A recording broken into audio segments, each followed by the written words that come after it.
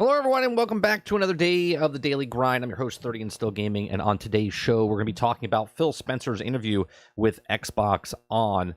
We do these standalone topics 4 days a week right here on 30NSG live starting at 10 a.m. Eastern. So if you like this type of content, please make sure you hit that like button. It's a great way to help the video and the channel out. I give you the topic up front so you can just get the info that you want. And then if you want to stay for the rest of the conversation in the live stream, you can do so. We discuss all other topics live with chat each day, and then we talk about other topics later in the show. So let's get started. In an interview with Xbox On, Microsoft Gaming CEO, give me one second, CEO Phil Spencer was asked about Activision Blizzard deal and future of Call of Duty. Now, Microsoft intends to treat Call of Duty similar to how they treat Minecraft by keeping the game multi-platform and available on many platforms as possible. Now, this announcement was a significant departure from the long-standing partnership between PlayStation and Call of Duty back in the past, the franchise, which gives PlayStation players exclusive access to early content, DLC packs, and the partnership has helped PlayStation gain advantage over competing consoles as many of Call of Duty players have remained loyal to that platform. Now, yesterday in the interview, when he was on the show, Phil Spencer went on to say, "We want to increase the places where people can play Call of Duty," said Spencer. "I think a little bit like Minecraft, and I think when we required Minecraft, the monthly active user player base was about 20 to 30 million. And this was back in 2011 or 12, I think, when they purchased it. And doing from his memory, he says, but I think we're about the size Minecraft was. I think it's about maybe 120 million monthly players now on Minecraft." He on continues and says, "And you do that obviously first and foremost by nurturing and creativity, making sure that the game evolves and with the teams and have resources that they need to build a great game, because at the end, it's about great games." Now, I want to kind of just give you my thoughts there for a second, because a lot of people talk about how Microsoft, with the 18 months, they just can't make good games. But there are good franchises and good games in the Microsoft community, right? Regardless if it's 1, 2, 5, whatever it is, there are good games that they have built up a huge following and population over the years.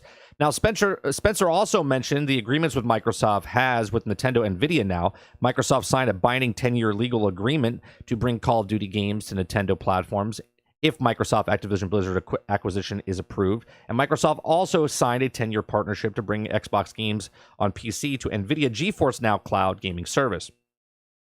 He goes on to say, "With Call of Duty, I think we made a specific agreement with Nintendo and NVIDIA to ensure the game can show up in front of more places." He added, "And obviously don't make the game bigger by taking it away from anybody." Now, I've said this for years, well, a year, that they're not going to take away Call of Duty from PlayStation because they want to make more money. Now, the PlayStation fanboys out there, and again, I'm not an Xbox fanboy. I just play more Xbox than PlayStation. I have all the systems up until the PlayStation 5 because I can't afford it. But up until now, there's certain games that are on the platform that are exclusive, and then there's other games that are not. When he says that they want to make their money back, they have to make their money back, okay? And to spend $70 billion or $69.8 billion to make their money back, they can't do that without being on PlayStation itself, right? I think it was like, what, 48% or something like that of the player base is on PlayStation for Call of Duty. So it would be stupid for them to take it off the platform, right? We talked about it yesterday that if Call of Duty leaves PlayStation, which it's not, said so many times, but they would lose a big chunk of money to put towards their first-party titles. So losing Call of Duty would hurt Sony PlayStation in the long run, they say. Spencer continues and says, I looked the other day, he said, "We have 58 games in our portfolio that are available on PlayStation Store today. Now, we've acquired a lot of those games, like Doom games and Fallout games, but even things that we updated, like ESO, Elder Scrolls Online, Fallout 76, okay?" He's saying, look, the games that are already on the platform, we're not taking away. Games like Starfield that have not been announced and weren't announced. We just assumed as gamers that it was going to be on all platforms because Bethesda makes games for all platforms. Well, when Xbox bought it, we just assumed that, yeah, it's going to be on all platforms. And then all of a sudden, they say Starfield's just coming out. Now, that's a brand new game. It's not an existing title. It doesn't exist yet, right?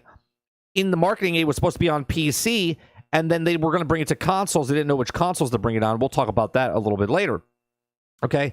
He also goes and continues and says, and so we expect to hit a certain level of quality on all those games, the level of quality that PlayStation players expect. So that's our goal. At the same thing that PC and the same thing for Nintendo.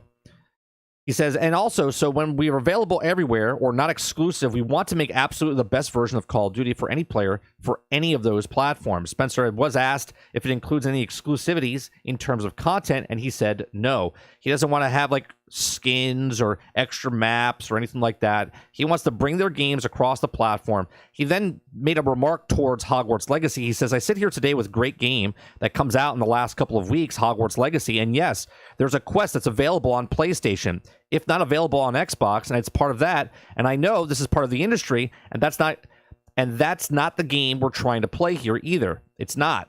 Okay, he's not trying to it's about skins or a gun. It's about certain kind of game mode, right? He's not doing any of that. They just want to take games, put them out on as many platforms as possible, but then there's also those first-party titles. Now, PlayStation fans get really upset, right? As they sit back and they play God of War, or if they play Horizon Forbidden West, or if they play Forspoken, or if they play Spider-Man. And I know people like to bring up Spider-Man, right? They're like, well, you can't bring up Spider-Man because they own the Sony Spider-Man thing in the film. Insomniac wasn't owned by Sony. Insomniac, Marvel, approached Xbox, not Insomniac. Marvel approached Xbox and said, hey, we want to pitch a Spider-Man game. They said, no, we're not interested in a Spider-Man game. We don't have a studio that could do it. And then all of a sudden, Marvel approached Insomniac and they said, yeah, we could do this. And they said, okay, great. Then the game came out. Then it exceeded beyond belief. And then Insomniac was purchased by Sony. Okay. They worked under Sony, but they weren't owned by Sony. And now they are. So what's the difference between that and what happened with Bethesda? Now, I know people are going to go, well, Bethesda's a much bigger company. And so, same thing. They bought a developer that was making game, and then they made it exclusive. And it's going to always be exclusive. Why? Because that brings people to their console, right? So why is it good for them but not good for the other companies, right?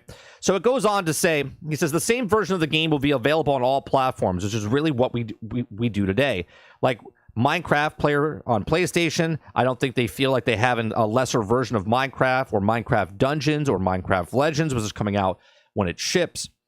Spencer added that Minecraft Legend will support crossplay, and the team at Xbox wants to make sure that players feel like they have a great experience on all platforms to choose to play on. Now, the double standard regarding exclusivity, the Xbox is absurd. Sony and Nintendo have always had a plethora of exclusives, but now that Xbox is refocusing on its first-party titles by acquiring major game developers, and I guess I'll throw in publishers there as well, all the console wars soldiers who defend Sony and Nintendo are upset.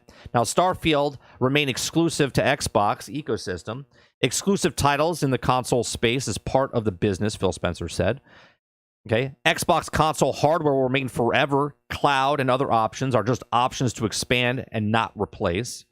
Okay, Starfield was never promised to go on PlayStation and never promised to release on all Bethesda games on PlayStation. Exclusive games are part of the console market, and they will determine each game which ones on a case-by-case scenario if they'll be exclusive or not. Okay? So, no current Bethesda games pulled away from PlayStation. So all the games that are on PlayStation right now that are made by Bethesda or ZeniMax are staying where they are, and any future game that comes out is a case-by-case scenario. And Starfield, it happens to be that game that's supposed to be a game seller, hence why they put it on the box art, okay, on the new Xbox systems that are being sold over in China and Japan, okay? They have Starfield over on the boxes over there, right? We talked about this months ago, about how the IP of Halo is not the leader of the franchise anymore. Now it's Starfield, right? So here it says, this is a quote from an article. It says, I don't want to flip about that. He added this deal was not done to take games away from another player base like that. Nowhere in the documentation that they're putting together was, how do we keep other players from playing these games? We want more people to be able to play games, not fewer people to able to play games. Now let's take that sentence and think about that for a second. Taking away, even if he takes Starfield away from PlayStation, Okay, there's still more potential people that can play Starfield than there was if they were putting on PlayStation. Now, sure, by putting it on PlayStation everywhere else as well, there's more people that could play it. But as a business, you have to have first-party titles to try to bring people to your platform or whatever you're trying to do of game sales. Okay, so taking away from a 30 million, because I don't really think that Starfield's going to run on the old PlayStation, but that's just me. Okay, it's not going to run on the old Xbox One either.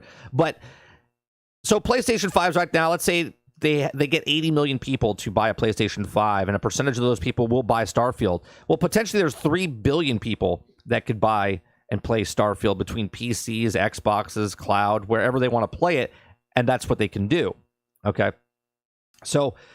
But he also goes on and says, also say in the model, I'm just answering directly the question you had when I think about it, where people are going to be playing a number of devices, and we had to have xCloud and PC and Game Pass and our console base. I don't have to go to ship those games.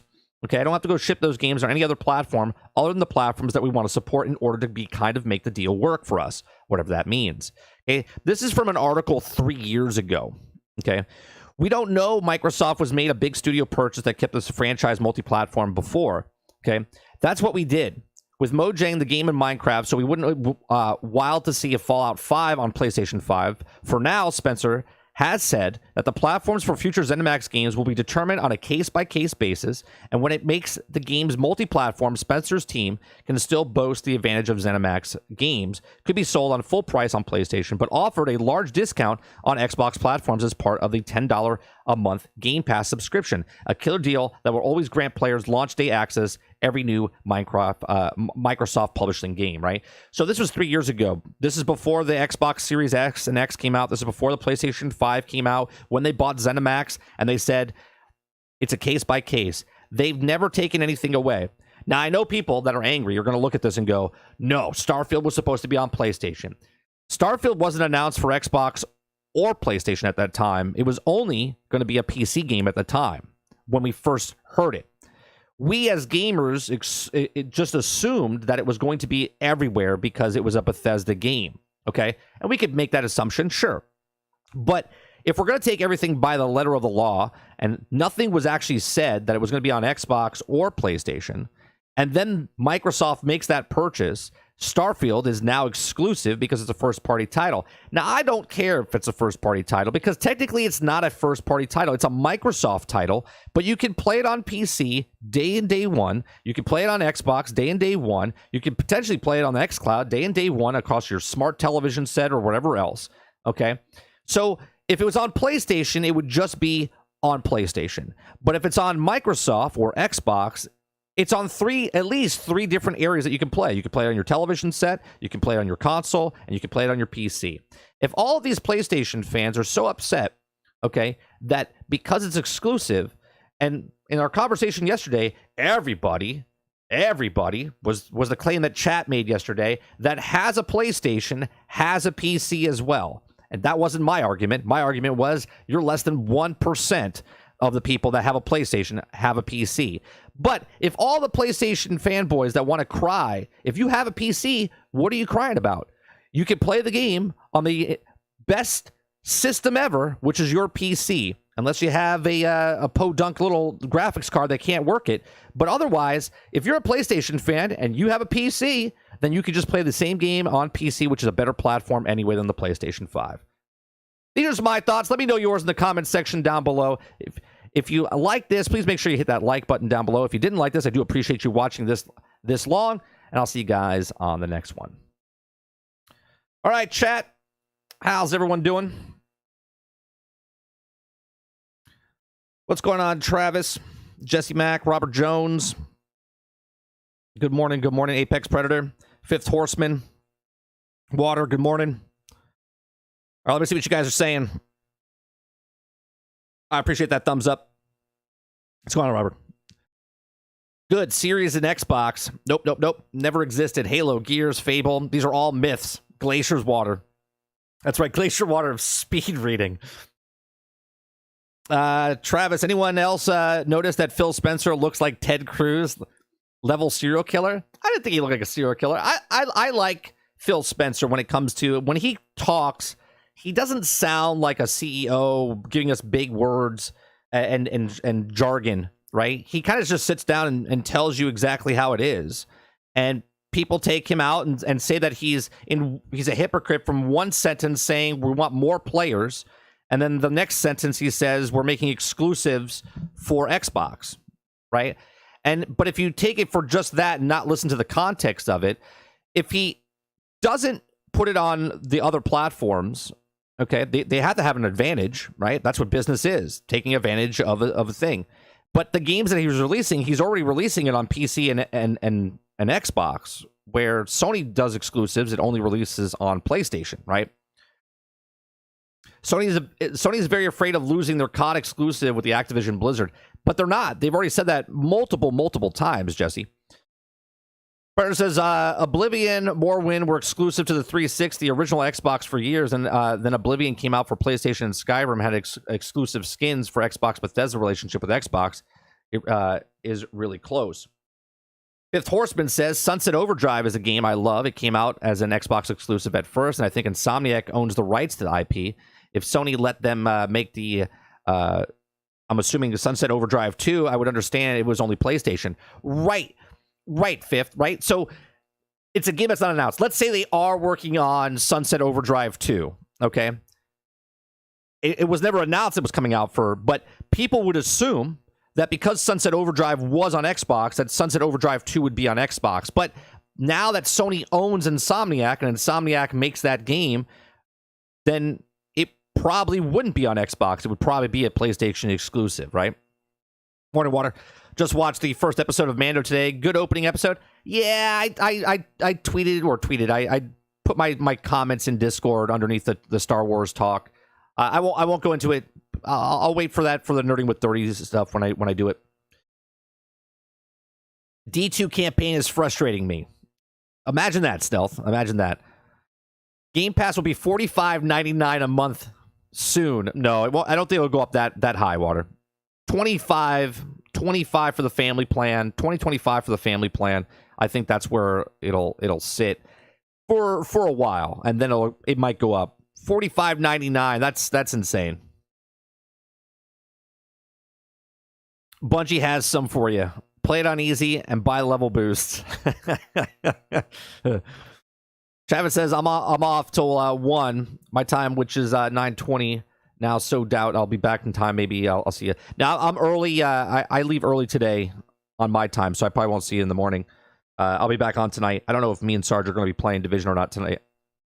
As a gamer, I play games. I'm not a fanboy. If the game is great and on any platform, I'm going to buy it. This is one of those perks of being an adult gamer with money to blow. Exactly, Water. I never understood the people that get upset. They're like, oh, like, for instance, Spider-Man 2 is only on PlayStation 5. Okay, so are the PlayStation 4 people going to cannibalize the people at PlayStation 5 because they can't afford a PlayStation 5? You see what I'm saying? Like, PlayStation 4 is Sony fans. PlayStation 5 is Sony fans. But Spider-Man 2 is only going to be on PlayStation 5. Now the people that own PlayStation 4 that can't afford a PlayStation 5, that's exclusive. Right? It's exclusively only on one console. So are all the people, 176 million or 146 million people, I forget what it is, that own a PlayStation 4 that don't own a PlayStation 5, right? Are they going to start yelling at PlayStation 5 or PlayStation because they can't play the game? It's like cannibalistic, you know what I mean? It's I'm not mad. If Spider-Man 2 is only on PlayStation 5, I think that's great for the industry that game is only on PlayStation 5 because it'll probably be a better game. I can't afford a PlayStation, even though when I could afford a PlayStation, they weren't there to buy. And now that I can't afford it, now they're in stores. You see what I'm saying? So I just have to wait, and that's just it. Like, if you can't afford it, cool. But to be mad at something to be exclusive because you don't want to buy the other system or for whatnot is just kind of silly to me. Because you could go out and buy whatever system you want if you really wanted to play that game. Go on, Lino. Go on, Bobby. Did I hear you right? You said Starfield isn't a first-party title because it's releasing on PC. I said it's a first-party title, but it's on PC and Xbox. So it's not it's exclusive to Microsoft. It's not an exclusive title to one system, is what I said. I mean, Xbox has the right to make IPs they own exclusive. I have a feeling that AA or AAA games will be exclusive, but big titles that could bring in huge money would be multi-platform. Sure. If it's a AAA multiplayer game, then for sure it would 100%, I think, be on multiple systems. But if it's a single player game, I think it would only be on the Microsoft ecosystem. Let's go out, Prince. They also Jedi Survivor's only on next gen consoles too, right? So imagine the old gen people, Jesse. They're going to be really mad. They're going to be like, "Oh, exclusive only for the new consoles. Curse you!" It's like, okay, save up, buy the new system. If you were waiting to buy the new system and you really wanted Jedi Fallen Order 2 or Jedi Survivor, or you wanted Spider-Man 2, you're going to have to pony up for the next system. The days of fanboyism is kind of over. It's just that small pocket of people who still try to make it go on. The funny is to see it. Yeah. Well, I was reading through Twitter this morning, and people were talking about, remember when this happened and this happened? Like, exclusives are exclusives. You know what I think's worse? I'm okay with the exclusives for first-party titles. I've always said this. What I'm not okay with is third-party games having exclusives for one console and not the other. Hogwarts did it with a mission. Destiny did it with a mission. You know what I mean? Like, I'm okay that Final Fantasy's on PlayStation. I'm okay that Forza Horizon's on Xbox. I'm okay that Halo's on Xbox. I'm not okay with the same amount of game that I purchased, Marvel's Avengers, and Spider-Man's on one console. Hogwarts Legacy, but one mission's on PlayStation, right? Like, give me a discount and give everyone else a discount that doesn't get the exact same amount of game for everybody else. Because a year waiting for something is just stupid. Robert Jones says, fanboyism is alive and well. Look at Apple versus Android. Oh, for sure. For sure. Will Microsoft lose money if the deal does not go through? If so, will it be a lot? Junior G, if they don't get they have to ask for an extension. So what happens is, by I think it's June, if it's not determined by June, okay, they have to ask for an extension, because if they lose the case and it's not closed by June, they have to pay $3 billion to Activision regardless, right? So Bobby Kotick is just sitting back in his chair like a Bond villain, just like petting his cat, okay? Because he gets $3 billion if the thing doesn't go through. And I appreciate the sub. Maybe they're a loud minority, but met some of them in real life. Oh, for sure, Robert. There's people that are fans of anything, right? Like, you could be a gym head, right? Like, you go to one gym and someone goes to another gym. They're like, oh, I'm at this gym. And there's always that tribalistic thing that happens. Like, if you like Papa John's or Pizza Hut or Domino's or something, or Burger King to McDonald's to Apple to Android to PlayStation to Xbox, it's always there. It's because people pay their money and they're part of that, and they feel like if something else is better than that, they get very protective, because they're like, well, no, I'm spending my money here, so this is the best thing. It can't be over there, right? That's the thing. Microsoft has very, very, very long money compared to Sony. They have their games on multi-platforms. This is just some of the obscure Sony campaigning to make fanboys see Microsoft as the bad guy. Well, here's the trick, though, Water. They're both bad guys. They're both good guys, and they're both bad guys, okay? They don't care. They're not coming to my birthday party, right? If I call Phil up and be like, hey, Phil, can you make it to my birthday party, right? He's not coming to my birthday party. Now, if I call Phil up and say, hey, can you make an appearance and I'll give you $30,000, Phil will be like, make it $60,000 and I'll make it there. I'll take one picture, I'll give you an autograph headshot, and then I'll hold your Xbox control, and then I'll leave your birthday party. Jim Ryan would say, we want exclusive rights for your birthday party for the first hour, okay? That's the difference. Do you think old gen consoles would be over in between the end of this year and the beginning of next year? Only if they wanted only next gen game titles. What do you mean by that? Do you think that old gen consoles would be over in between at the end of well, I mean, they're still making games. I think the new like if God of War 3 came out, it's exclusive for next gen. If maybe Wolverine will probably be next gen only. I would assume. I don't think that would be on PlayStation 4, all depending on when that drops. If it drops early on next year, potentially. But if it's like late 2024, 2025, by that time frame, the PlayStation 5's been out in the market for 3 years, 4 years.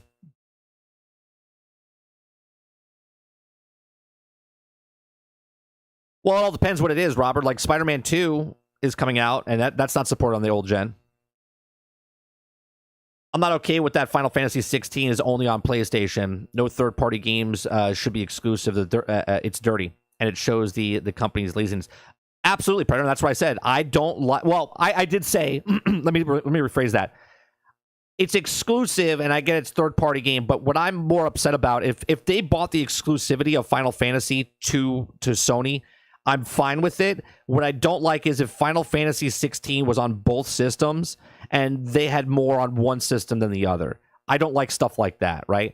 Like if you pay for exclusive, it's a third-party game, because let me tell you, if a company can make a game that's only on one system, that game's going to be better than if it was on multiple systems, because the studio, depending on the size of the studio, can focus on that game and make it the best game possible for that one system. You see what I'm saying? If they have to do it for 10 systems, you know what I mean? Like 7 to 10 systems, it's going to be kind of down. It's going to take them longer based on the size of the studio. But I get what you're saying, right? I respect what you're saying about the third party and you think it's dirty and stuff, but if they pay for the full exclusive for that system, I'm cool with it. I don't like that if it's a third-party game and there's like 5 hours of content or a year worth of content or something that they get exclusively, even though you pay the exact same amount of money. Papa John's is the best fast food pizza. Don't at me. Pizza Hut and Domino's are trash. I don't eat at any of those places. I just name it because they're recognized brands. Now, they still support new games for a few years. Gaming Fire says, well, Lono is correct. After Hogwarts Legacy's early access, and now MLB 23 is doing it early access bundle. For what? What do you mean that he's... I don't watch Lono in the mornings, Gaming Fire, so I don't know what you're referring to as far as he's correct after Hogwarts Legacy's early access. No new PlayStation titles will land on PlayStation 4. Well, obviously not next gen only, but there will be others. Oh, sure, they'll still support the old systems with games. They're just not taking the brand new games because they have to sell their consoles. I can't wait for Final Fantasy 16. The game looks true, current gen. Papa John's is the best, I agree, specifically because I can't get hooked up due to friends. Oh, well, if you have a connection to Papa John's, totally understandable. Totally understandable.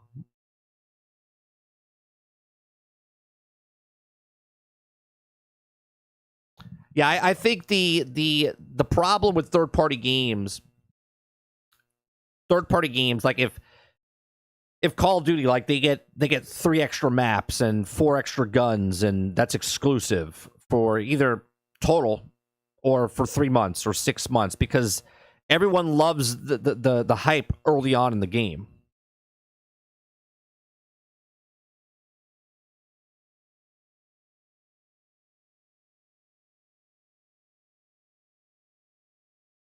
Especially because I can get, you got the hooked up. That, I think I'm caught up with live chat now. Yeah, I think a lot of people give Phil Spencer like more. Don't get me wrong, he's a head CEO. I don't think he's my buddy, but I do like the way he talks in the interview. We're actually going to watch the interview a little bit here. I'm gonna fast forward. I'm gonna fast forward a little bit here. We're going to go to the part where he talks about upcoming games and whatnot. So you heard about the modders made a co-op mod for Elden Ring. And then they are destroying the PvP mode. More people play mod co-op. More people are playing the PvP mode. Wait a minute. 30. Did you hear about the modders made a co-op mod for Elden Ring? And that is destroying the PvP mode. More people play the mod co-op mode than people are playing the PvP mode. I got you. How does Sony have so much power over these devs, and they can put the Xbox exclusives on the contract and control the platforms and put the game on after the contract ends? I think what it is, I think they put a lot of money up front, and I think this is where the conversation goes. The conversation goes more to what Call of Duty's money is bringing in. I don't think it's bringing in the first-party title money. Okay, I think it's taking that money and then be able to throw that money at other companies, right? Because whatever you do with your money is your business. Okay, I think that thing that we talked about yesterday about their money coming in has nothing to do with like if God of War is going to be good or Spider-Man 2 or 3 is going to be good. Okay, because they don't have enough money. Those franchises are well off because they make billions of dollars off of each of those franchises. I think the Call of Duty money they bring in, they toss that money towards like a Hogwarts, going, hey, build this mission, right? There was a video I watched by Your Raptor. He talks about how the best content in the game is the exclusive content that's only on PlayStation. Okay, he says everything about that mission or that quest is better. The graphics in that area are better. The lighting is better, right? From the rest of the game, even on PlayStation. Right? When you do the light with the way it illuminates and the textures and the lighting and the shadowing, everything's better. So his thought process was, is this better because they have more time to work on it? Or is it better because Sony threw money at them and said, make this the best? Because sure, it's exclusive, but would Sony throw money at that to make it exclusive, or were they working on it and then said, yeah, you know what, we can take this and make it exclusive for you guys? Or did Sony put the money? Because if they're doing that, then that campaign or that quest line a year from now is going to be in the game, and Sony added that, and that would be on all platforms. So would they put the money towards making the game better for everyone, or would they only put the money if it was only exclusively forever for Sony? I don't know, but I think that's where they're putting the money from, the third-party money they're making from like Call of Duty. He's pretty personable. He's a gamer. That's what happens. Yeah, they were talking. He talks about in the interview how he 100%ed Vampire Survivor, right? Imagine being a CEO of a company and having time to put 200 hours into a game, right? Now, obviously, over time, he travels a lot. He's on planes a lot and whatnot.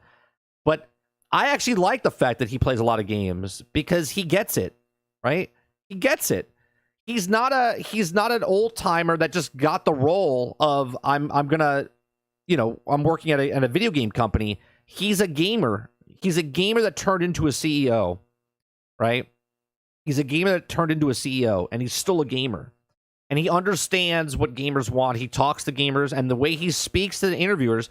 If you guys, we're gonna watch it, but if you haven't seen this interview, she does. I forget what her name is. I think it's Corey Horton or something like that. Her name is. She's a great interviewer. She does a fantastic job interviewing. The CEO should consume the product as long as it's not drugs, right? Right. Never take your own product. All right. So let's go over what's on the horizon for these titles. Is there any other big reveals we can see coming our way? Right now, mostly, there are some things that will come up. We're mostly focused on June and kind of getting, because you've been involved in our process. Like we start so early, like in December. What are we going to show? What do we want? So a lot of our focus right now is on the showcase in June. But there's some news that's coming out. I mean, things that news that's coming out. Like like we did the GoldenEye. Yeah. I was thinking like GoldenEye type announces. So there'll be things in GoldenEye top announcements. Everyone's freaking out about that on the internet. GoldenEye type of announcement, all that means is they're going to take an older game like GoldenEye, and they're going to announce it to bring it forward into the Xbox Game Pass like they did for GoldenEye. I don't think they're going to be like dropping some like brand new game. Like people were like nostalgic about GoldenEye. Did anybody here play GoldenEye? And if you did, how long did you play it for? available games available in different services. Obviously, the Game Pass portfolio continues to grow, but most of our focus as a team is really on getting ready for Showcase. We've got Redfall coming, we've got Minecraft Legends coming, we've got Starfield coming. No, I'm not talking about back in the day, Water. I'm talking about the re-release for it. We've got Forza coming. So I love the fact that the portfolio's here and people are starting to play. And starting off the year with Hi-Fi was so fantastic. Oh, what a game as well. It was the very first time I was able to get an S tier rank on a Yeah. fight.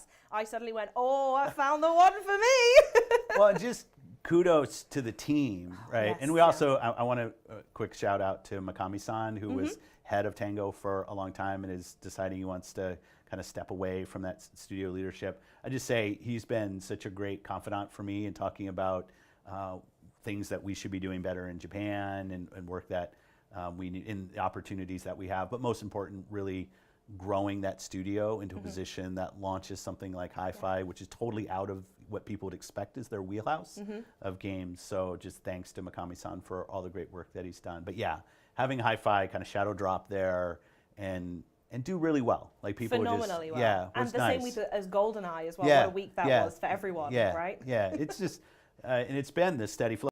But what is really well, right? I like that. I like Hi-Fi Rush, but what's really well? Like, did it sell well? Did it play well? I mean, what? Like, playing and selling are two different things, right? How many people signed up because of Hi-Fi Rush to Game Pass? Or how many sales did they get from Hi-Fi Rush standalone? Flow and then age and just boom, boom. And it's going to continue when I look at the portfolio of things, especially for Game Pass. Like it just, MLB's coming, like all this stuff is just great. Yeah, it's going to be a really good one. And talking of which, Forza Horizon 5 has just dropped their new Rally Adventure DLC. Yeah. And we've also got the folks at Ninja Theory. We've got Rare. Wait a minute, did I miss that? Horizon just dropped some DLC? Their new Rally Adventure DLC. Yeah. Oh, I didn't know And that. we've also got the folks at Ninja Theory. We've got Rare in the UK, and you've already mentioned the fact that we're here at ZeniMax and Bethesda hanging out in London. So I want to know, if possible, is there anything, can you give any updates on what they're up to at the moment? Well, I'm going to Ninja Theory tomorrow. Very good. So I'm looking forward to that. And I'll get to see, obviously, what we're doing with Hellblade 2. They have a fantastic pub right underneath the studio, by the way. I hear that's a secret. It's...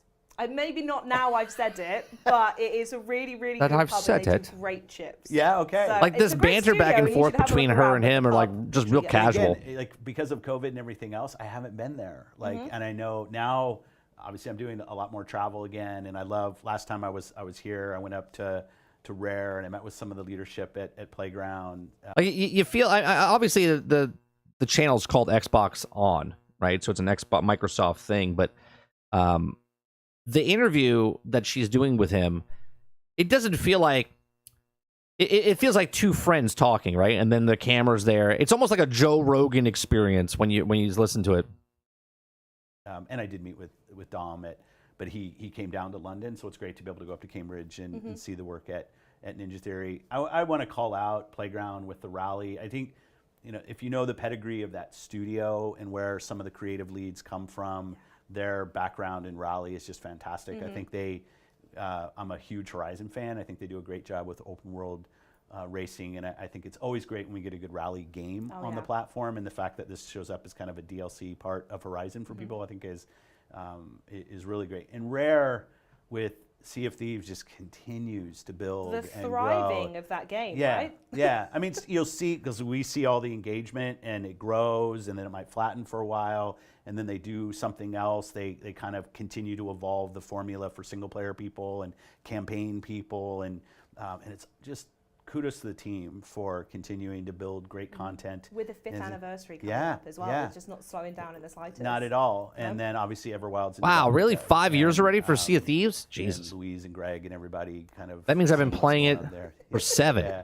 So we do a lot. Or I started back of 7 years good ago. Work in the studios here. If you just think historically about the role of studios in England and the role they've played in video games, I shouldn't Scotland as well. When you think about games that have come from there, and it's just great to be here and get out with the teams and see what they're doing. Fable's coming from the Playground team. Yep. Hellblade 2 as well from the Ninja team. So loads of energy still to come from them as well.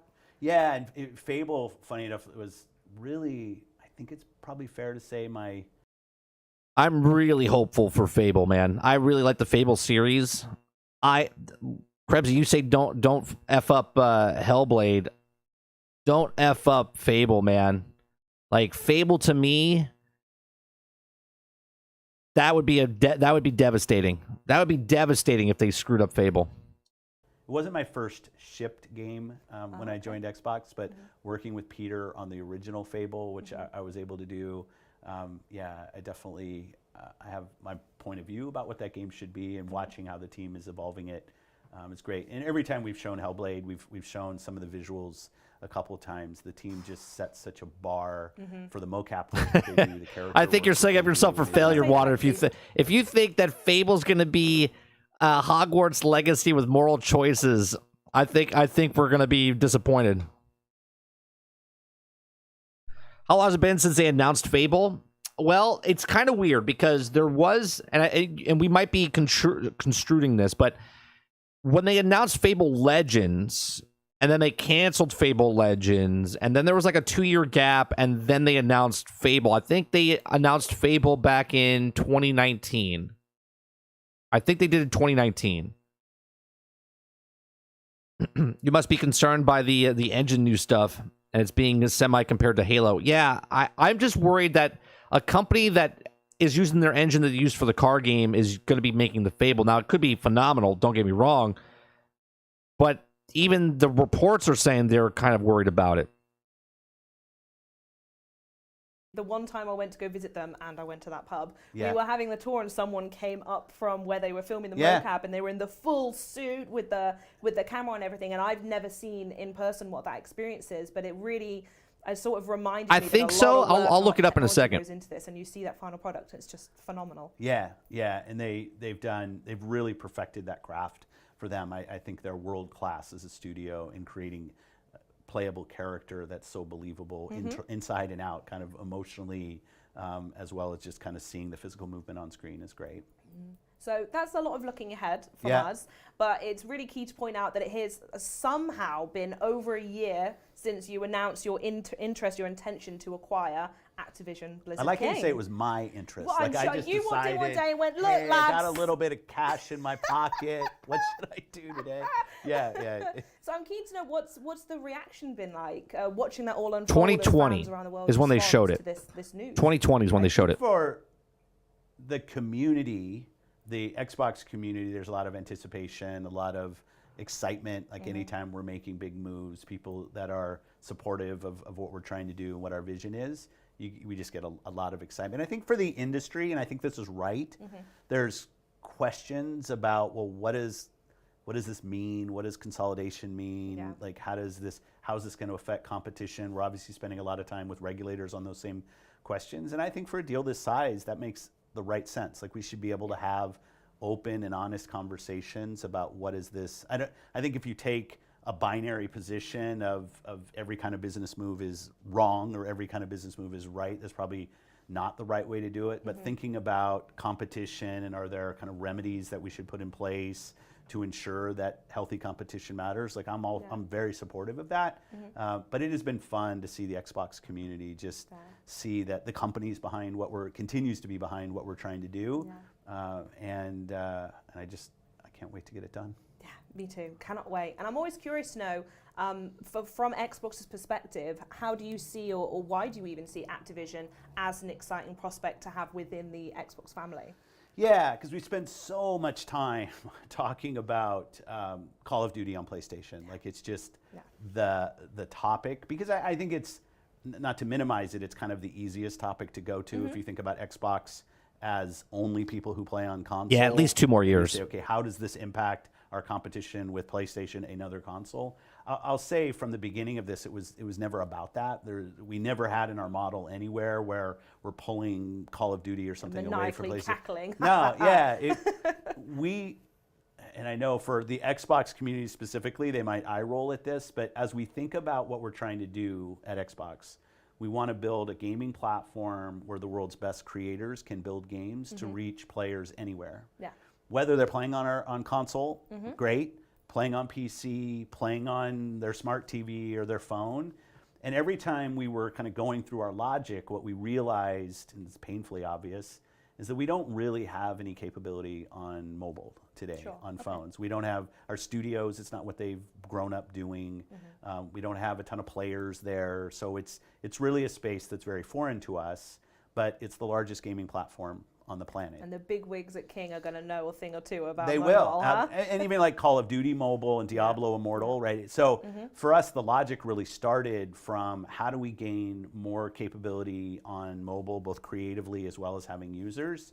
But also, obviously, when you look at what Activision Blizzard King is, the PC heritage there, the stuff we can do with Game Pass, I think will be great for the community and people who are on Xbox. But the real strategic angle behind this was we need to get relevant on mobile, and it turns For out Fable, that Sarge. Activision Blizzard King is the largest mobile publisher outside of China. Indeed, So that's how we got there. Let's start there. Yeah. Now, you've already mentioned Call of Duty, and I think it's worth maybe hanging on that point a little bit more, because you have said really clearly you don't intend on making Call of Duty an exclusive Xbox title. But a lot of people interpret that word differently. So for you and for Xbox at our Morning, current DJ. position, what does not exclusive or exclusive mean to you?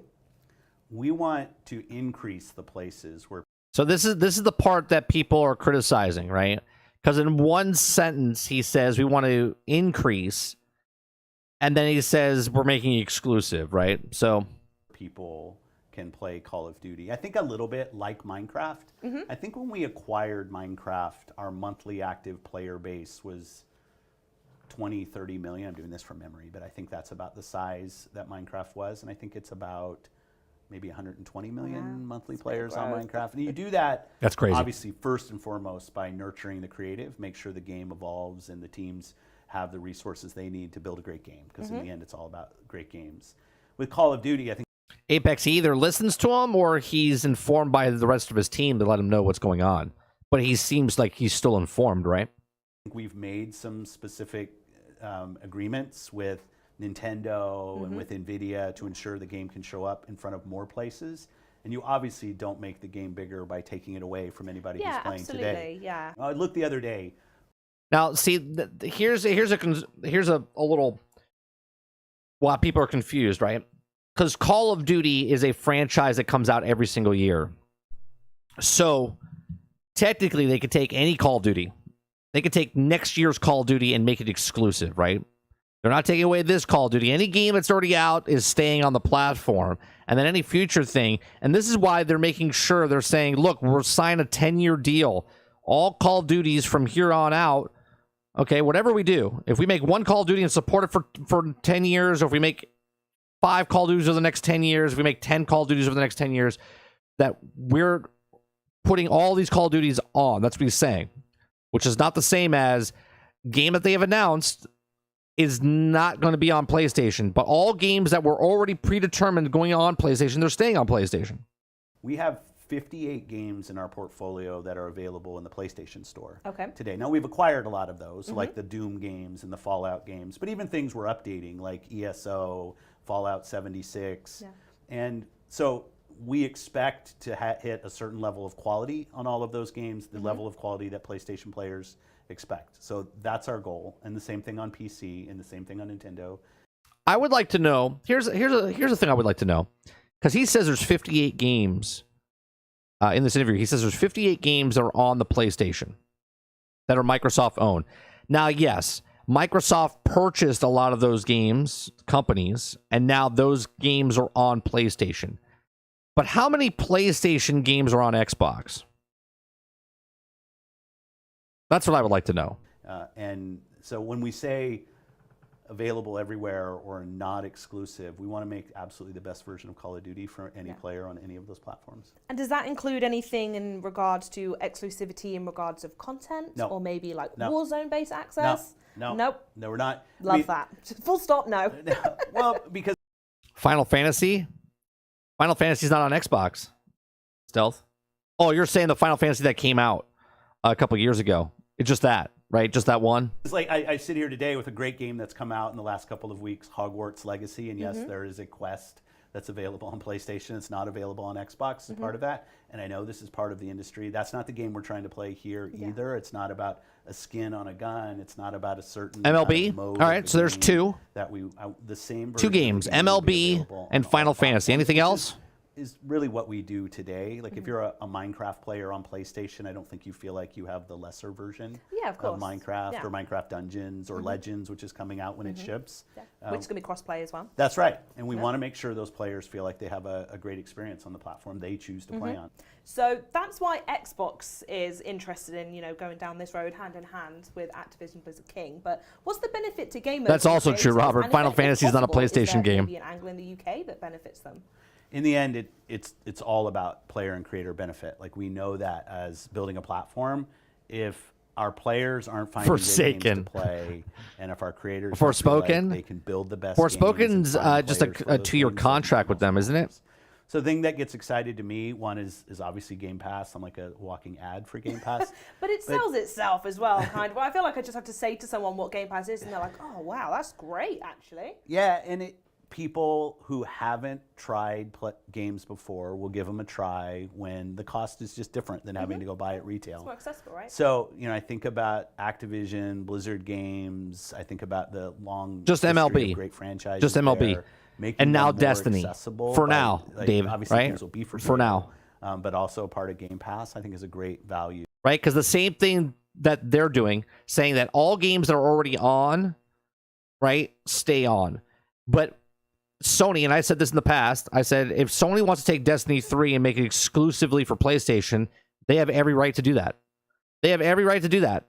Would they do that? It wouldn't be smart for them to do that because they would lose a big chunk of player base because it's a multiplayer game. If Destiny 3 was a single player game, then 100% they would move over to it, For players. I also want to be able to give those creative teams as much freedom as I can. Oh, I know that, Predator. I never said they owned the Spider-Man rights. I know they own the Spider-Man rights for the movie. Go back and listen to what I said. They own the movie rights. I didn't say they own the Spider-Man rights. To go do some just amazing things for the creator community at large. And I think we've seen this. If you look in reactions to the deal, it's not like you've seen the industry come out against, like third-party creators come out against the acquisition, because we're trying to create a larger marketplace for people who are building games across more screens. Yeah. Different business models help players, and it helps creators as well. And that's our job. Oh, okay. And in the end, this has to benefit players and creators, or it hasn't been successful for Xbox. So on the topic of exclusivity, some people would point out but Water that when, Water knows they don't own the movie, or they don't own the rights. That we've had this conversation, Predator. I know you don't know that because Water's been to my channel for years now. We've discussed this in long formats about people would come in and be like, well, Spider-Man's owned by, and I'm like, no, it's not. You guys over at Microsoft acquired Bethesda ZeniMax, that Starfield was stated as a title that wasn't going to be exclusive to Xbox, but has since switched. So I'm wondering, or at least I know some people are going to be wondering, is that going to happen to Call of Duty, or what's to stop that from happening there? I don't think I ever said Starfield was. So this is interesting. Let me rewind. This is a pretty ballsy move on his part. He's so confident that he didn't say it, and I looked it up. He didn't. He never said that it was going to be right. So here he goes. Stop that from happening there. I don't think I ever said Starfield was not going to be exclusive to Xbox. Now you said that, people are going to go through and watch hours worth of I know, content. and I'm so I like the almost certain- confidence. Yeah. Because I think what I said is we're going to take it on a case-by-case basis. Which he did. I said we're not going to pull games that are on other platforms. Which he did. So we'll continue to support the communities of games. And, as Elder Scrolls Online has been doing their annual drops and their content drops, those have been on PlayStation, those have been on PC, those have been on Xbox. PC for some of those ships a little bit earlier, but the console versions ship at the same time. We've updated Fallout 76 on all the platforms at the same time. Exclusive titles in the console space is part of the business. Okay, so this is the part that he talks about. What he said, that we're trying to get more gamers. We're not taking anything away, right? We're trying to make it more gamers. And then here's the part where he says exclusives are part of the business. And again, I get that. I'm not mad if a first-party title... Now, people are mad. They're making up the rules as they go, right? Because there is no rules in business. But fans like to make up rules. They're like, well, they bought Bethesda, so it's unfair that they now taking games away. They're not taking games away. You might look at it. Everything before they bought it is still... Deathloop came out, and Tokyo Ghostwire came out, and ESO is still out there, and all those games are staying there. But the new games Bethesda's working on, which, if you think about it, What are they working on? They're working on Starfield right now. Fallout 5 is not coming out for like a decade. Elder Scrolls 6 is not coming out for half a decade. So boo-hoo, right? That PlayStation 5 is not getting Skyrim 6. They're not getting Fallout 5. Like, PlayStation 5 is not going to get those regardless, because by the time those games are finished and put out, there's going to be a PlayStation 6. All platform holders do it. They're kind of, more than kind of, they are marketing beats for the platform. Yeah. And we see that. Our competitors have a lot of exclusive games. So when we're launching new games... Let's rewind what he just said there. Our competitors have a lot of exclusive games. A lot of exclusive games, yeah. So when we're launching new games, there are certain games that we're going to make exclusive. For us is always a little bit hard because we ship everything on PC as well. But let's just say ship on Xbox and PC and available on cloud. Mm-hmm. And some of those won't be available on other competitive platforms. But there's no example in Bethesda of us pulling something away from the PlayStation community that they had, zigzag on it. Or games that people are playing, not us not continuing to update those. Mm-hmm. I'd say the same thing with Minecraft Dungeons and with Minecraft, and we'll do the same thing with Legends when it comes out. You know, if I look forward, I think people playing more games across more devices is just where gaming is going. It's the right thing. See the wording there? More games across more devices. But there are going to be certain games that they need people to come on board, and they think Starfield is that game to sell what they're giving, which is Game Pass. I do think Fallout and Elder Scrolls IPs are just so big they would lose a lot of money by putting those other platforms in hopes of more Game Pass members. I don't know, Tony. I mean, Starfield's the first new IP that they've made, and if every IP that Bethesda's touched so far is made very popular, Starfield would potentially be that next thing. So obviously it's not an established IP. But what about if Gangbusters and it's a really good game, right? This could be a testing ground of going, all right, look, we got Starfield, and Starfield was really good for us for Game Pass. So what do we think about Elder Scrolls 6? And they're like, yeah, let's do it. Let's do Elder Scrolls 6 as exclusive. You know, I don't know. I mean, I kind of agree with you. That they probably wouldn't do it because it's such a brand IP for them. But at the same time, we're years off from that. So we don't know where the strategy or the business model is going to be from today to when that game comes out. That's what we want, right? And the biggest games, if you look at like a Roblox, you look at Genshin Impact, you look at things like Fortnite, Minecraft, these are games that are playable across all of these screens. I love us building a console, and I love playing in my family room, sitting my butt on the couch and watching the big screen with a controller in my hand and playing. So I want that experience forever, right? That's something I want. So this isn't about a lack of importance in the gaming business of hardware. I think hardware is very important, but it doesn't mean that every piece of hardware needs to be completely closed, or things need to be obviously taken away from other players, because that's not what we're doing. Love it. Tremendous. Now we're going to move on to other areas now, because you guys are not just talking about Call of Duty every single day. In fact, you've recently decided to make a massive announcement about AI and Bing. So I'm wondering if that's going to have I've said something along the lines of the AI on GXG. We talked about the AI and how it's going to be making into the future of gaming. Let's see. Did you notice that let me see. PS fanboys have selective outrage, more so than Xbox fanboys? I would say majority, yeah, I would say that. I would say that the people are more hardcore fanboys than the Xbox fanboys, right? Predator says it's common sense. These PlayStation fans are thinking too hard into this. Yeah, I don't think you need to get so, like, PlayStation fans need to get so aggravated because a game's not going to be like. Again, there's 58 titles that are Microsoft owned that are on PlayStation, and there's one PlayStation owned that's on Xbox, right?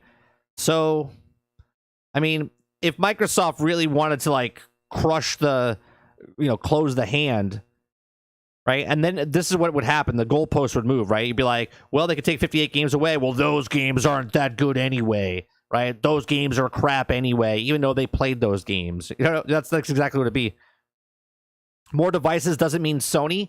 Well, the difference is, though, Turtle, when he talks about that, see, you can't take it for exactly what he's saying. You have to like read between the lines, and the between the lines is Sony and Microsoft were competitors. They both make consoles. Well, Xbox is moving away from consoles and trying to get into the other markets. Obviously, Microsoft doesn't make the Apple phone or the Android phone, okay? They don't make the Samsung TVs. They don't make any of that stuff, right? So they're trying to move their stuff away from consoles, right? And the way they're doing it is putting all their content onto other devices, which their app, their Xbox Game Pass and the xCloud is going to be on, right? Now, if PlayStation decided to put the Xbox Cloud app or whatever on the PlayStation, so Game Pass was on PlayStation, then 100% they would go, yeah, it's on PlayStation. But they're trying to make the move. And if you're a console player and Microsoft's trying to get you on board on their ecosystem, which is 3 billion devices, not the 156 million devices that are on Sony, they're going to try to push you away because they're trying to be the new leaders of the streaming service, not of the consoles.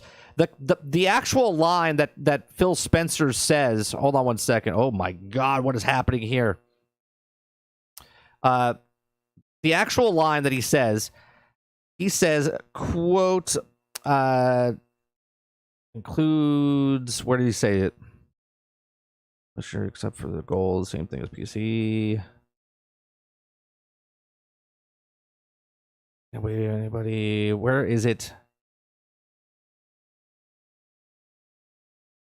Completely lost my train of thought now.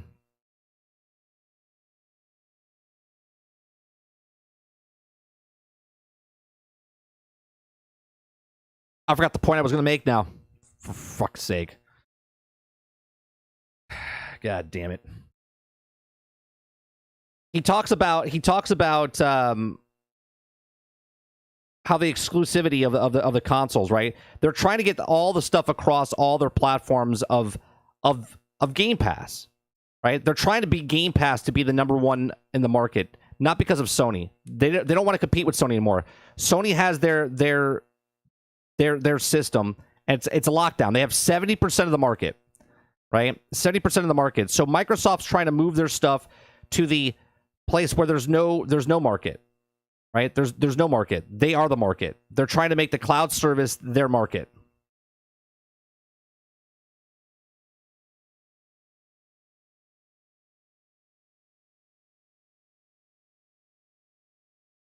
Hold on one second. Now my screen's all got screwed up and I can't see anything. I can't see chat. Chat, I can't see you.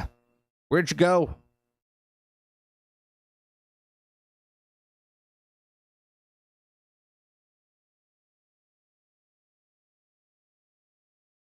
Where was Tony's thing here? Too far away to speculate, but I see what you're saying. That's too far down. What did you say here? That's the IP. Oh, Turtle said it. More devices doesn't mean Sony.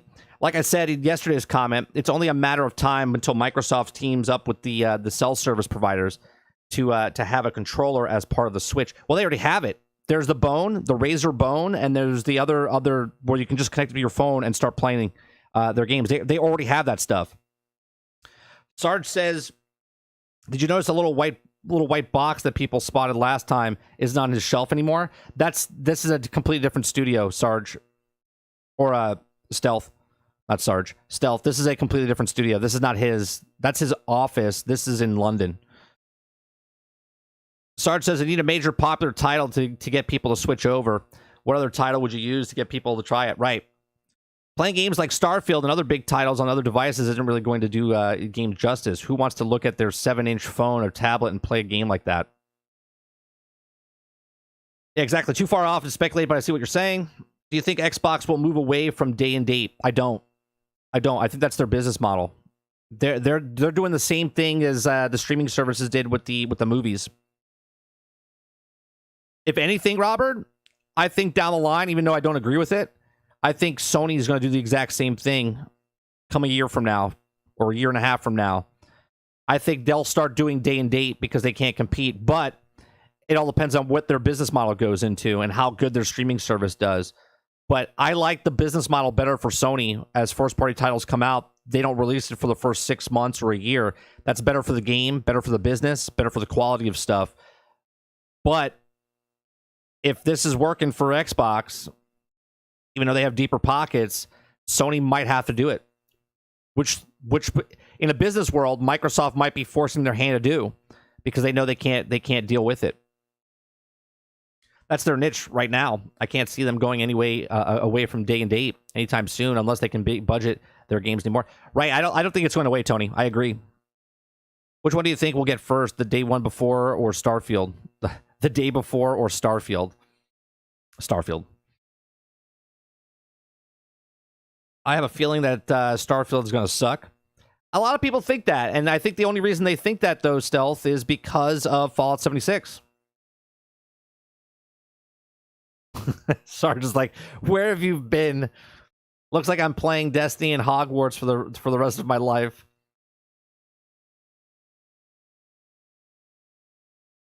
I truly don't think it's going to. I think it's going to get a lot of hate, but I think there's going to be a market of people that are going to like it. Same type of people. A lot of people bought No Man's Sky when it first came out. A lot of people bought No Man's Sky. So much that's why they haven't charged a goddamn thing since it came out 6 years ago.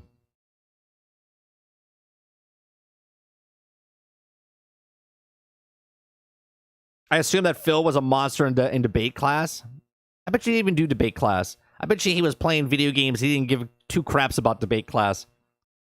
Then why wouldn't he just say he want our games where we can support them and not we want our games everywhere?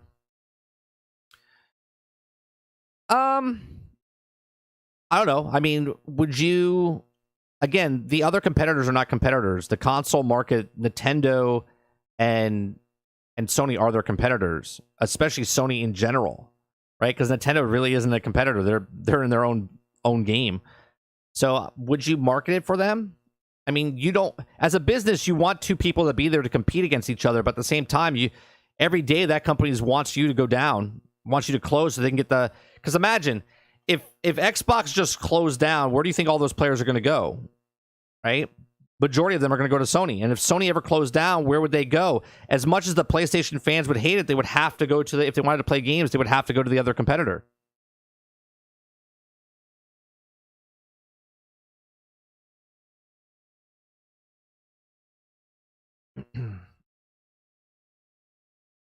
I mean, that Starfield is going to suck. Not your actually apps. I think there will be a small dedicated artificial intelligence unit to go along with the CPU and GPU integrated into APU future consoles. Well, think about the AI, Fifth. Think about the AI in, like, I don't know if you've ever played Forza Horizon. Like the cars that put your gamer tags above that you think that your friends are playing against you is actually pretty good. And then the AI that's happening in like Call of Duty or Fortnite or Halo.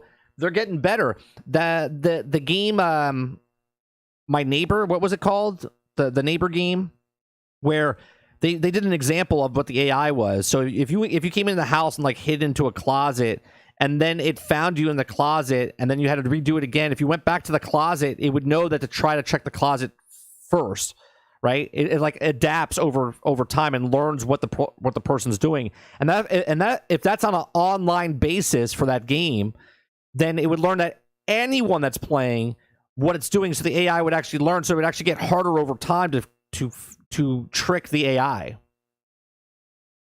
With this AI that's happening now that Microsoft put $3 billion into, they could take that and make it even more interesting, right? Because technically, they can make an online game now, and you think other people are playing against you, but really it would be bots, which they're already doing.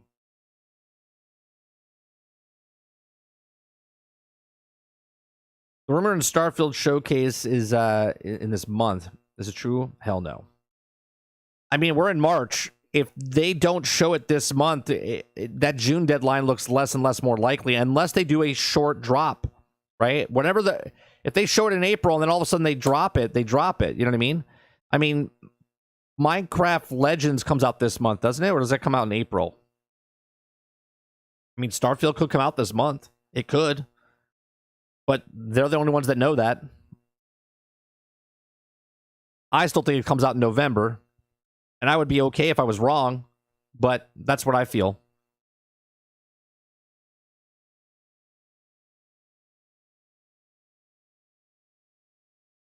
People is only switching to Game Pass due to the exclusives. It's also the price of exclusives of $10 or less dollars.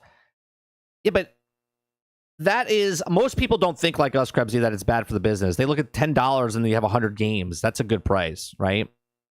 It's almost like, why not?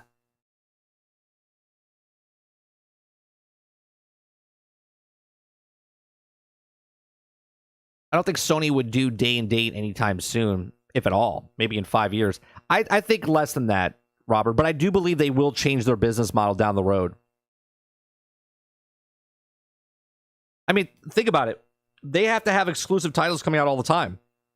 Do they have enough studios to have exclusive titles coming out all the time? God of War came out in 2018. Horizon Forbidden West came out in... Was that 2019? Right? Spider-Man came out in 2018, the same year as God of War. Spider-Man's coming out this year. God of War came out last year. So do they have enough first-party title games, or is it just enough to, like a Nintendo, where every PlayStation that comes out, you're going to have God of War, Horizon, Spider-Man, Uncharted, Last of Us, right? Type of thing. Or Gran Turismo. And then PlayStation 6 comes out, you're going to have a God of War, Spider-Man, Horizon, Uncharted. You know what I mean? Like, is that what they're doing? I don't know. If Starfield isn't a first-person version of Mass Effect, they will have a problem. I hope they actually do third-person, first-person. I hope that's an option, Water.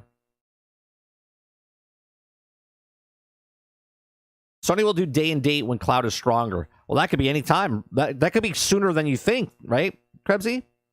Robert says maybe within the 5 years, and the technology is getting exponentially faster and faster. So technically, that could be in 2.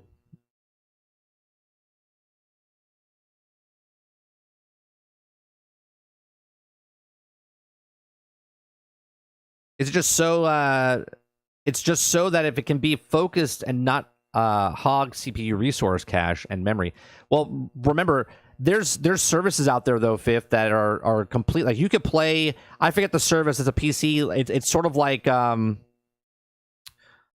Stadia. There's a PC where, like, if my PC sucks, I can pay I think $30 a month, and I can stream directly from their like boss systems over onto my cheap ass system, and they're taking all the resources, right? So if they're doing AI with the Azura and they're doing all the other stuff, because Microsoft has a lot of technology behind the scenes, I don't think it will be a CPU resource hog. I mean, look at Flight Sim, right? Petabyte of data, and that's being streamed over the cloud.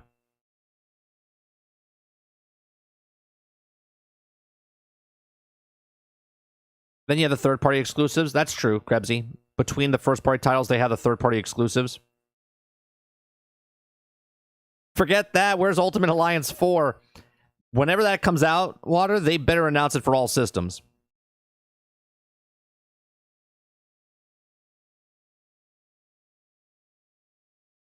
I didn't give a date. I didn't say you did. I said Robert Jones said 5 years, and you said it could be sooner. So if it's sooner, right? Sony will be day and date when the cloud is stronger. I said it could be sooner than 5 years because exponentially data gets faster and faster. Where the cloud is today, 2 years ago, is leaps and bounds ahead. So your cloud getting stronger could be tomorrow. We don't know what's working on behind the scenes. It could be 6 months from now. It could be 1 year from now. It could be 10 years from now. I doubt it.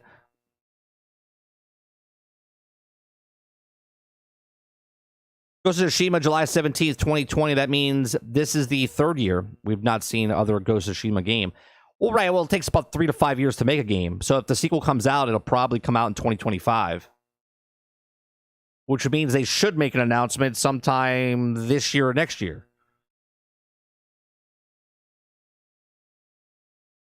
Cloud storage data transfers are supposed to get ridiculously fast. They say they already have it. It was a story of a couple months ago.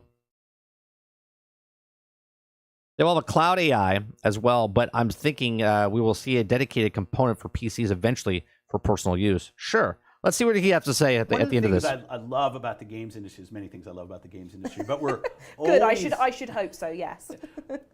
games industry has always been an early adopter of emerging technology.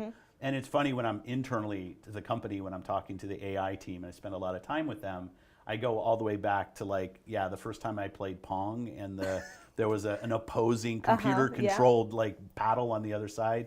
That was AI. Like if you think about the role of AI, not large language model AI like the chatbots, but just in general of the computer or our consoles being able to play games as human with NPCs and or co-op bots or other things that we were playing with. The intersection of AI and gaming has always been there. And now the AI capability on the planet's just getting bigger and bigger with things like the Bing announcement and the work we're doing with OpenAI.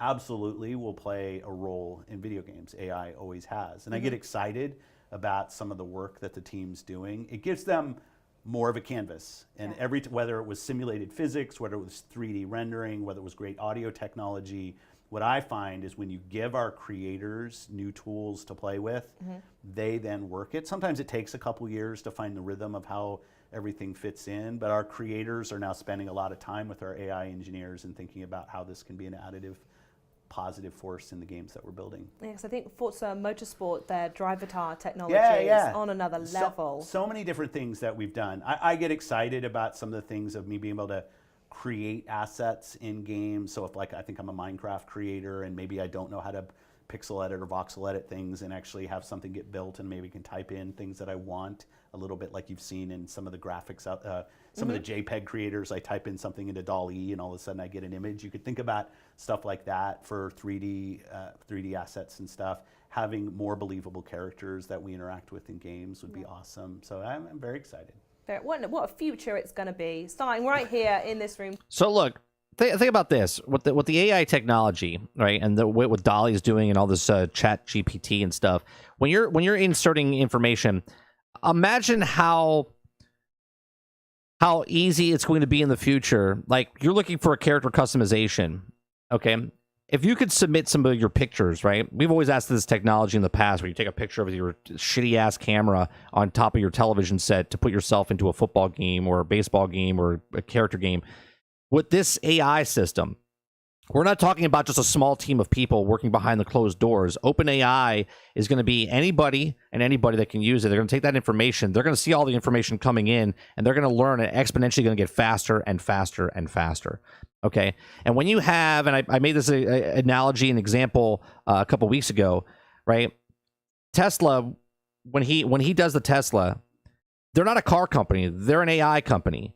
And if you only had one AI on the road, which is one Tesla car on the road, it would take a really long time to map out a city, okay? Because that one person has to drive up and down each city road, and it would take forever.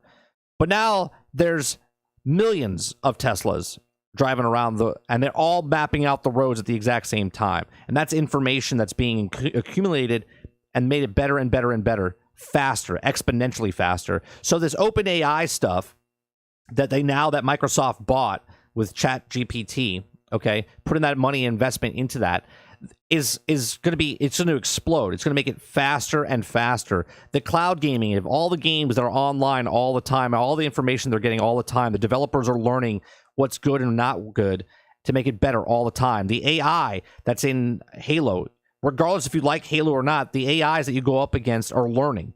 Okay, faster and faster. If you dodge and do something one time, it's going to learn that, takes that information, does the algorithm, fixes it, and then makes it better. Okay, to make gaming. So it's going to be really interesting in the future when AIs, like look at the AI at Fortnite in 2018 when they first brought it in and everyone was like, no, there's no bots in Fortnite. And then look at the bots now.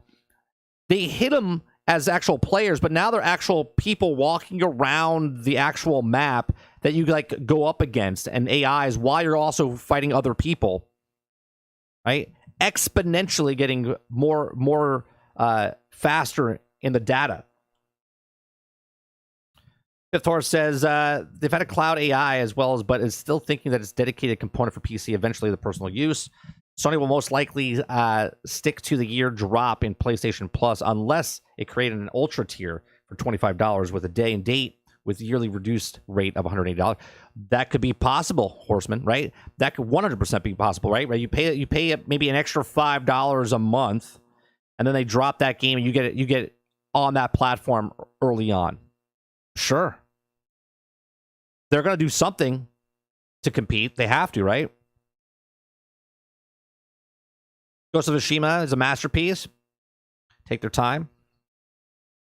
Yeah, I just did some Twitter research to take that for what it is, but everyone's expecting the date this week. I never saw anything about it being a lie, but only a leak. Yeah, Maddie Plays and a bunch of other YouTubers were making videos on that they're gonna. Jez Gordon was talking about it as well, that they're gonna come out sooner or later for Starfield. AI will be a thing that decreases development time. Sure. I didn't have a PlayStation 4 and I don't have a PlayStation 5, but Ghost of Tsushima is literally the only PlayStation game I'm interested in. It's the only game that it's kind of water. I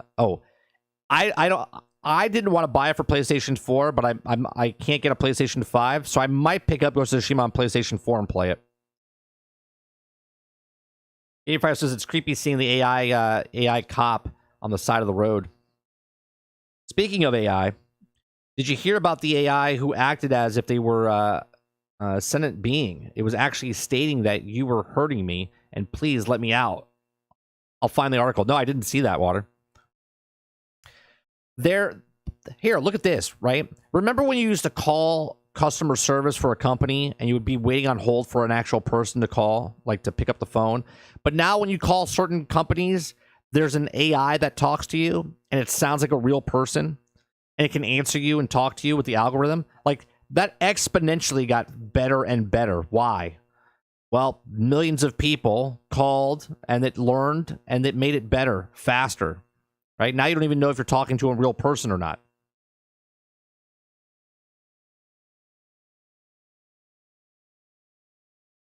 Oh, those things are scary as hell, Gaming Fire. The little dogs. Even the robots.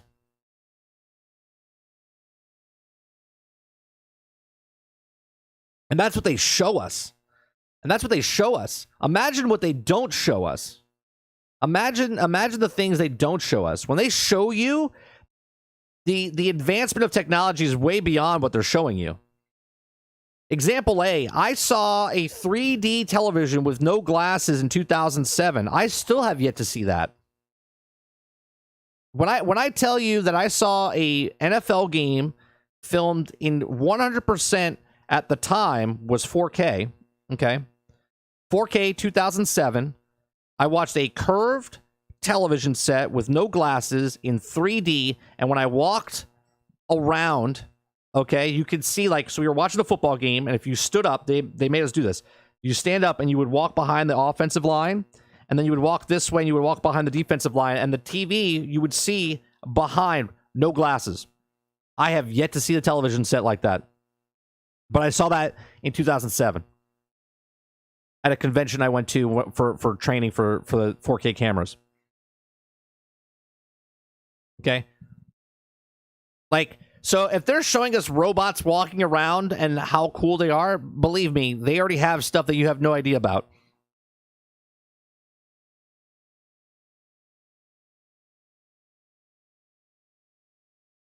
I can't wait doomsday of the real AI bots.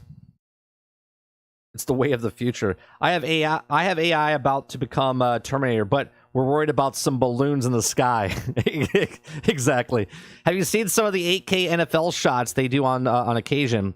Like when the TDs are scored and it switches to the 8K mode? I have not. I've seen 8K, but I haven't seen that, Water.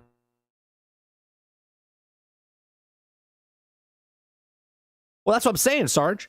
Like, if we're seeing stuff, imagine what we're not seeing in the technology. And then later down the road, like 10, 15 years later, you're like, oh, man, that's amazing. I mean, look at the technology for televisions and sets now. They're as thin as credit cards. And you just paste it on your wall.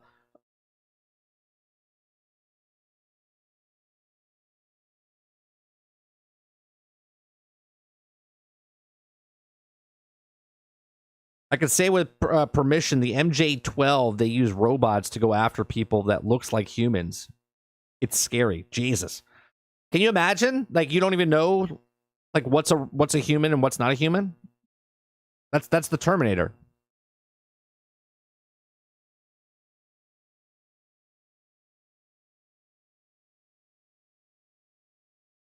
That's a sci-fi movie, horror flick ready to happen. I thought I heard something like that too, Robert. I don't know if it's true though. Is that true?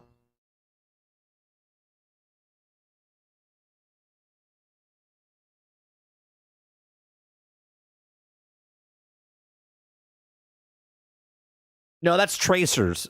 Those are tracers, Water. When it looks like a laser, it's every 5th round the tracer comes out, so they can adjust.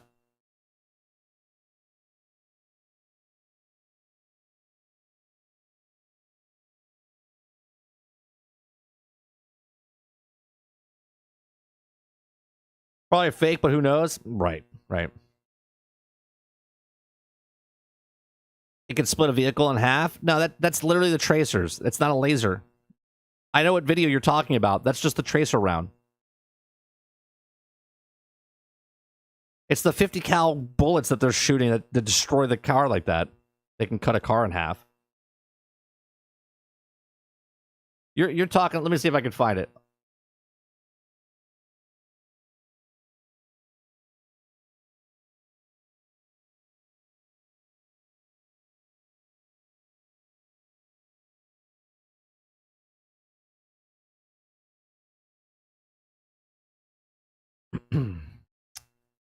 Dun, dun, dun, dun.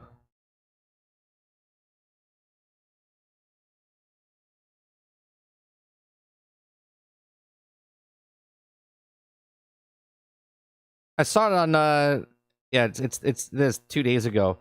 You're talking about this. I don't have the video, but you're talking about this that looks like a laser. That's the tracer that hits it.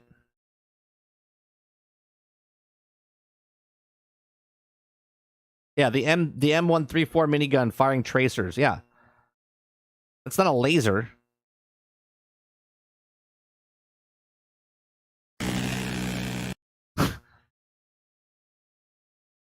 Yeah, that's bullets going straight through. That's not a 50 cal. It's a 7.62. Whatever it is, it's not a laser. I mean, they have lasers. Don't get me wrong. I'm just saying that I knew exactly which one he was talking about.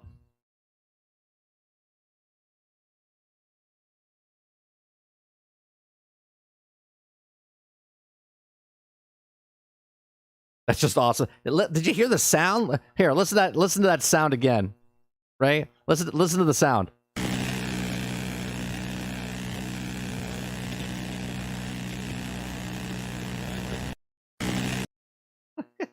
Sounds like a lawnmower going off.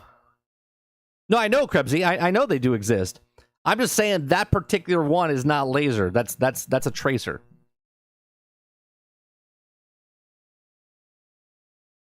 I knew exactly what Water was talking about. Is it in Call of Duty yet? No, I don't think so.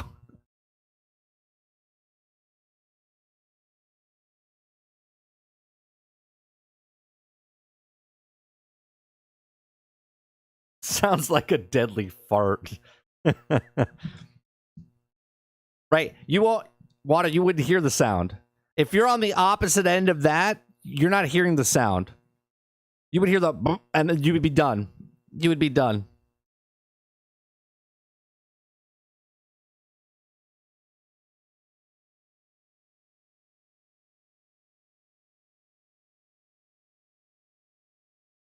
Right, Dave. That's what I'm saying. I mean, it's still impressive, right? Still impressive. But that's not a laser.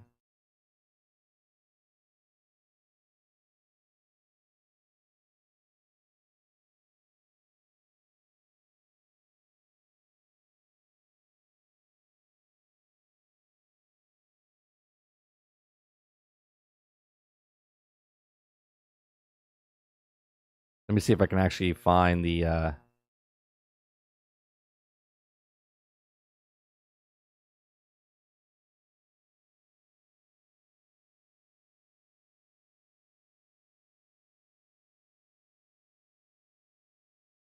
Here, is this real?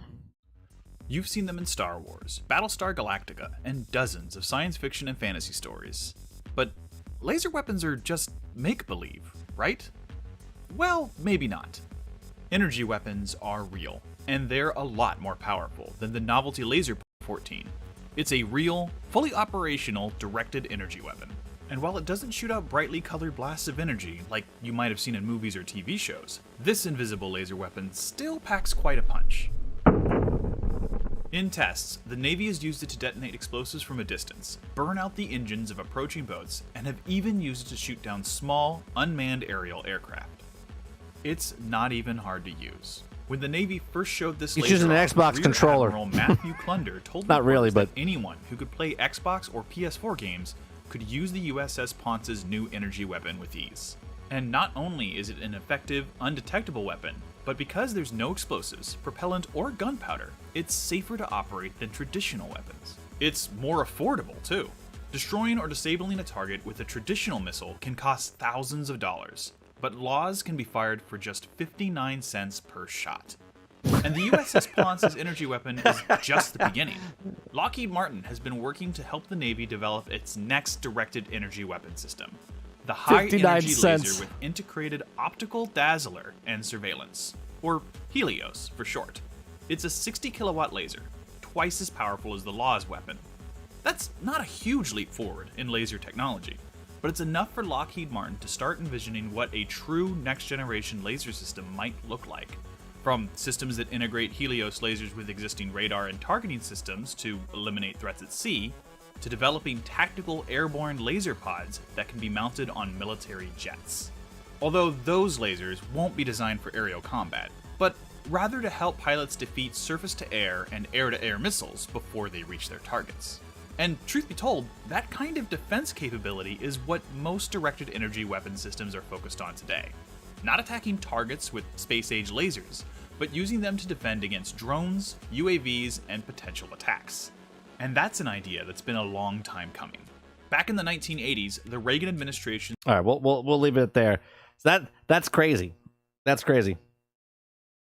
Sorry, for reference, there's on Gen 5 for aircraft, Gen 6 is supposedly due in mid-30s, and one of the primary upgrades is Gen 6 is the energy-based weapons. Yeah, it's crazy. They have powerful lasers, they just probably aren't very portable right now. That's not what they just said, Robert. They don't have lightsabers yet? Have you ever seen the drone with the flamethrower burning the hive in the tree? I have, Dave.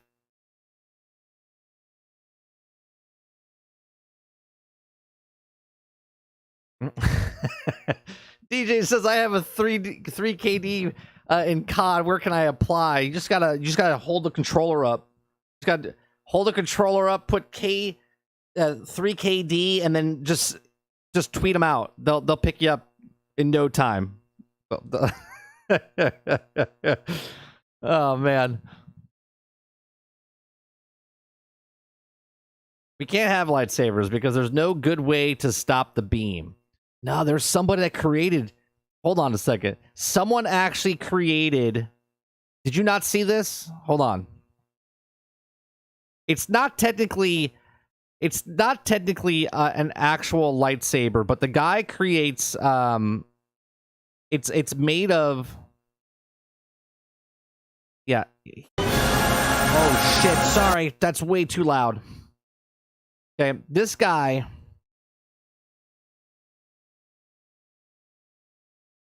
Okay, this guy actually created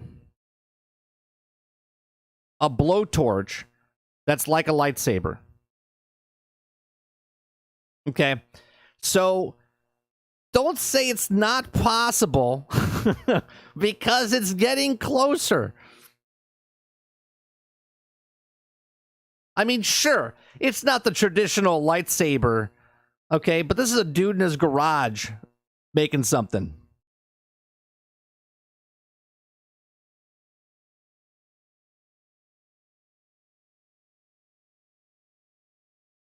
That thing's got to be extremely hot in his hand. Ah, the first true Jedi. That's just a fancy flamethrower. That's where it starts. That's where it starts, Robert.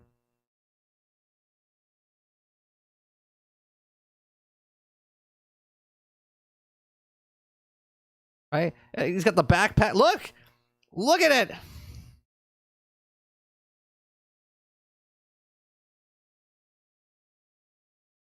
Here, that's actually the one I should have went on. It was this guy, right? This is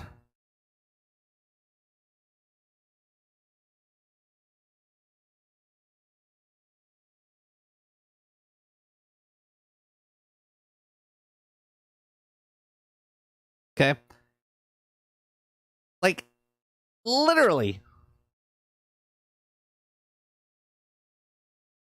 Like it's insane. Look at that. Now, if they can make that compact and more, he loses the sword fight 9 times out of 10. Sure. You said there wasn't a lightsaber, and I'm showing you that there is one. That's all I'm saying, right? The airplane didn't just fly right off the bat. They had to build it up to what it is.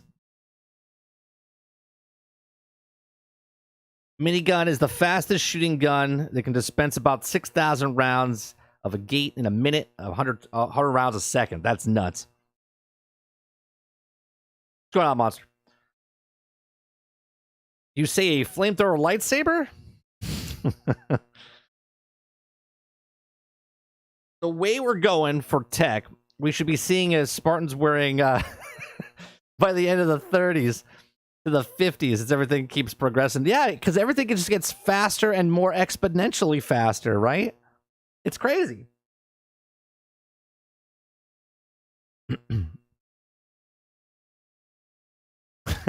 Robert's like, that's fire, bro.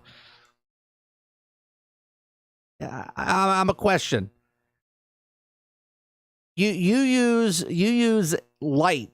Flame lives light, right? It's a lightsaber. It's a light. It's a matter of light. Yes, sure, it's flame, but if they can condense that and make it more, right?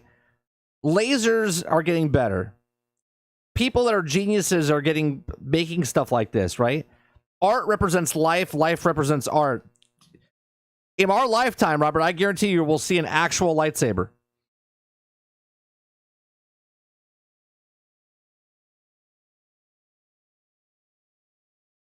What the way they could do it is that the first, and again, this is just an idiot talking here, okay? They could take the light of the laser, be super powerful for the first, like, let's say 3 feet, and then it just goes off, where you swing it, and yeah, sure, it's hitting a whole bunch of stuff. You wouldn't see it to the naked eye, but you would see the first 3 feet. I see your point, but it's entirely different technology? Sure.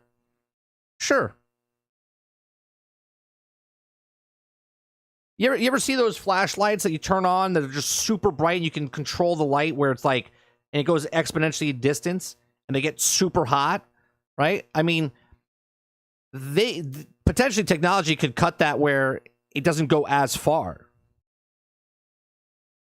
Maybe it has a portable fusion power pack in development, basically the same size as a pack in Halo. Several normal people have fully functional suits, just nothing to power everything. Have you guys seen the jetpack? Have you guys seen the real jetpack? Or the real Iron Man? The real Iron Man suit?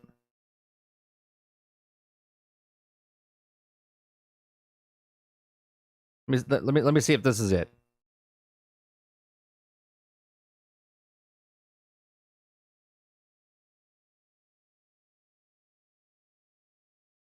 Right, this is him, but there's a guy who actually uses it. He's tethered up. Let me just fast forward. Okay, this dude is dressed up as Iron Man with the suit, and he's literally flying. Okay.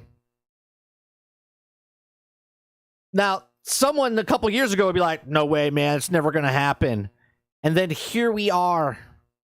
Imagine a bunch of trained individuals under radar. You don't even know they're coming, and then all of a sudden, just whoosh, boom, there. That's right. That's how the show works, Krebsy. All because he talked about AI. That's exactly right.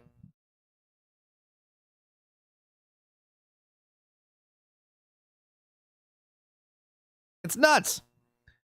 The reason I bring up all this stuff is because some of you guys don't believe how fast like technology moves nowadays. We're not living in the Stone Ages here, right?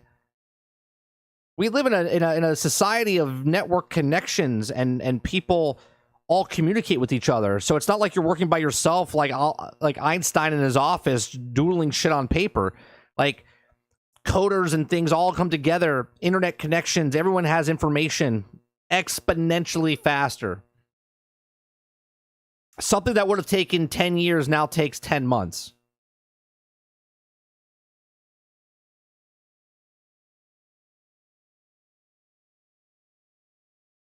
And that's 3 years ago, right? That's 3 years ago.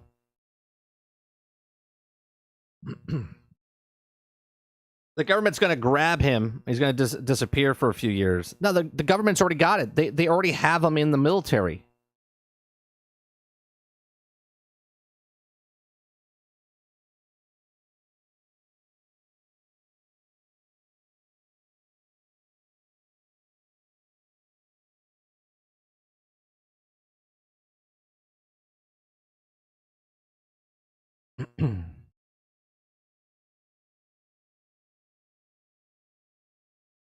Like they already have stuff like this.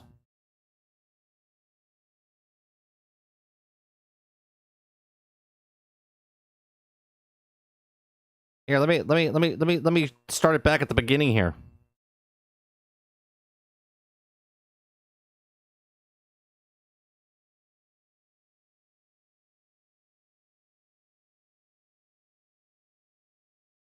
Right? Dude jumps in and then he leaves. Like what? What?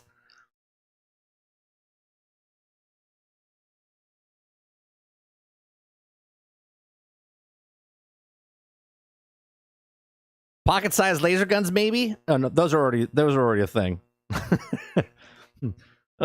a thing. For the lightsaber, it's basically energy harmonics. You could use a magnums to keep the energy harmonized along with the blade, then disappear after a certain length. Right, that's what I'm talking about, Akuda. Right, that's exactly right. And I'm just a guy in the middle of a room that knows nothing about how to do it, but obviously you could do stuff like that. Yeah, jump troopers. Yep.